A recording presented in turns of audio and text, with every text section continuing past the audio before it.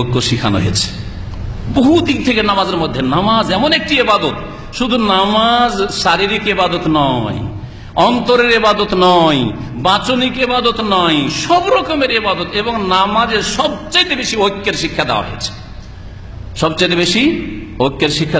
নামাজে যতক্ষণ ইমাম আল্লাহু আকবার তাকবীর না দিয়েছে, আগে যদি তাকবীরে তাহরিমে দিয়ে নেয় নামাজ হবে? নামাজ বাতিল। আগেই যদি সালাম ফিরে দেন নামাজ হবেই? নামাজ হবে না। আগেই যদি সিজদায় চলে যান, রুকুতে চলে যান ইমামের একটু আগে, নামাজ হবে? নামাজ হবে না। জি, বরং নবী করিম সাল্লাল্লাহু আলাইহি ওয়াসাল্লাম বলেছেন যে যেই ব্যক্তি রুকু থেকে বা সিজদা থেকে ইমামের আগেই মাথা উঠিয়ে নেয়, তার সম্পর্কে কি শুনিয়েছেন নবী সাল্লাল্লাহু আলাইহি ওয়াসাল্লাম জানেন? হাদিস, আমা ইয়াখশাল্লাযী ইয়ারফাউ রাসাহু ক্বাবলাল ইমাম আন ইউহাওয়িলাল্লাহু রাসাহু রাসা হিমারিন আও সূরাতা হিমারিন।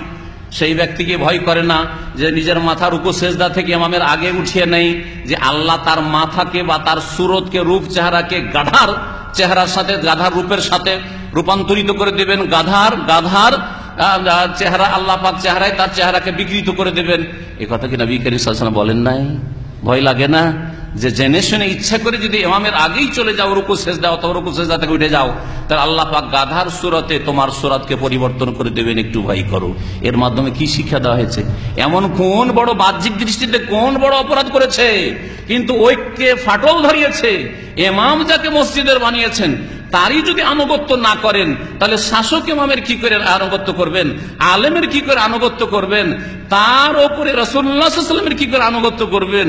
আল্লাহর আনুগত্য কি করে করবেন? এর মাধ্যমে আপনাকে ঐক্য শিখানো হয়েছে যে যতক্ষণ ইমাম রুকু সিজদায় না গিয়েছে, রুকু সিজদা থেকে না উঠেছে, ততক্ষণ পর্যন্ত উঠবে না।